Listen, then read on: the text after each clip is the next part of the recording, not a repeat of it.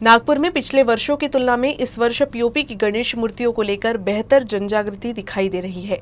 शनिवार से शुरू हुए विसर्जन के क्रम के तहत मनपा द्वारा बनाए गए कृत्रिम तालाबों में बेहद कम मात्रा में पीओपी की गणेश मूर्तियां दिखाई दी। भक्त खुद पीओपी की गणेश मूर्तियों को लेकर अधिक सजग दिखाई दिए और खरीदते वक्त ही मिट्टी की प्रतिमा की स्थापना को ही प्रधानता दी गई। नागपुर में पिछले वर्षों की तुलना में इस वर्ष पीओपी के गणेश मूर्तियों को लेकर बेहतर जनजागृति हुई दिखाई दे रही है। शनिवार को शुरू हुए विसर्जन के क्रम के तहत मनपा द्वारा बनाए गए कृत्रिम तालाबों में बेहद कम मात्रा में पीओपी की गणेश मूर्तियां दिखाई दी।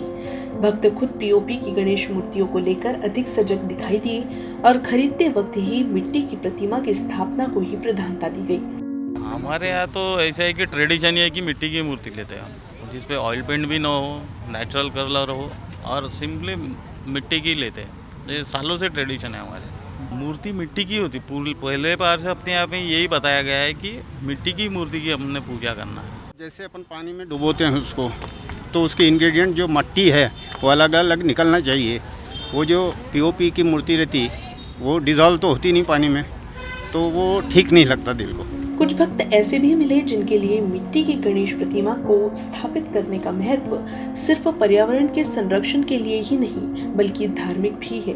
एक ऐसी ही भक्त केतकी पिंपल फुटे ने बताया कि मिट्टी की ही गणेश प्रतिमा की स्थापना क्यों की जानी चाहिए। मेन पूजेमध्ये मातीचंच महत्त्व असतं, कारण त्याच्या मागे एक छोटीशी गोष्ट आहे की जेव्हा व्यास महाभारत सांगत होते तेव्हा गणपती फार गरमी होत होती त्यांना आणि त्यांचं पूर्ण बॉडी डिहायड्रेट झाली होती, तर त्यांना खूप ताप यायला लागला। सो त्यांना थंड करायला व्यासांनी त्यांच्यावरती मातीचा थर लावला आणि त्याच्यावरती सतत पाण्याचा शिडकावा करत होते, जेणेकरून गणपतीचा ताप वाढणार नाही।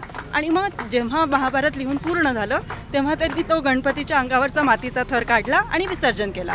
ही गणपतीची जी स्थापनेची कथा आहे ही अशी आहे। त्याच्यामुळे शास्त्रोक्त पद्धतीने मातीचीच मूर्ति वापरायला हवी। कई ऐसे भी भक्त हैं जिन्होंने जानकारी के अभाव में पहले कभी पीओपी की मूर्तियां ले आए थे, लेकिन अब वो इस बात का विशेष ध्यान रखते हैं कि वो मिट्टी की ही प्रतिमा घर लाए।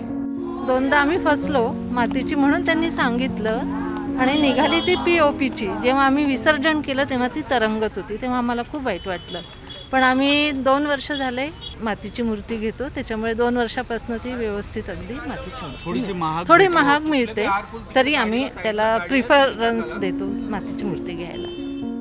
प्रतिबंधित पीओपी मूर्तियों को लेकर नागपुर में लंबे समय से जनजागृति फैलाई जा रही है। इसकी बिक्री न हो इसे लेकर हर संभव प्रयास हो रहे हैं। इस काम में कई सामाजिक संस्थाओं का भी साथ लिया गया। बीते कुछ वर्षों से शुरू प्रयास के तहत इस वर्ष अधिक सफलता मिलती दिखाई दे रही है।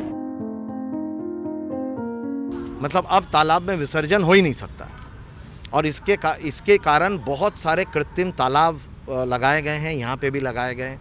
तो इसमें करीब हमारे इस साइड में फुटाला तालाब के एयरफोर्स साइड में करीब 1500-1600 मूर्तियों का विसर्जन हुआ है और उसमें से केवल 10% या मैक्सिमम 15% की मूर्ति ही पीओपी की मूर्ति है। ये एक बहुत अच्छी बात है, क्योंकि जो पिछले 12-13 सालों से जो एक कोशिश चल रही थी उसको आज नागपुर की आम जनता सपोर्ट करती हुई नजर आ रही है।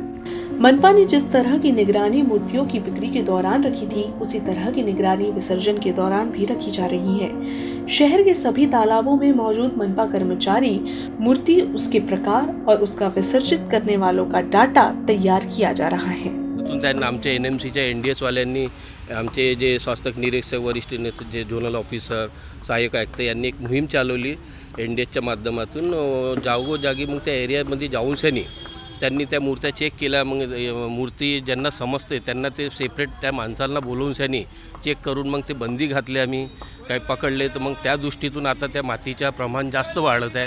तर लोकांना मातीचं प्रमाण असलं की त्यांच्यात एक शानभूती असते की नाही बाबा मी मातीसून कुठेतरी जुळलं, म्हणून लोकांची प्रेम मातीसून जास्त बसलं आहे। मनपा की तमाम कोशिशों के बावजूद हकीकत ये भी है कि शहर में इस वर्ष भी चोरी छिपे पीओपी की मूर्तियों की बिक्री हुई है। इसका प्रमाण कितना रहा, इसकी जानकारी विसर्जन को लेकर अपनाए जा रहे नियोजन से होगा, जिसकी मदद से अगले वर्ष के एहतियातन कदम उठाए जा सकेंगे।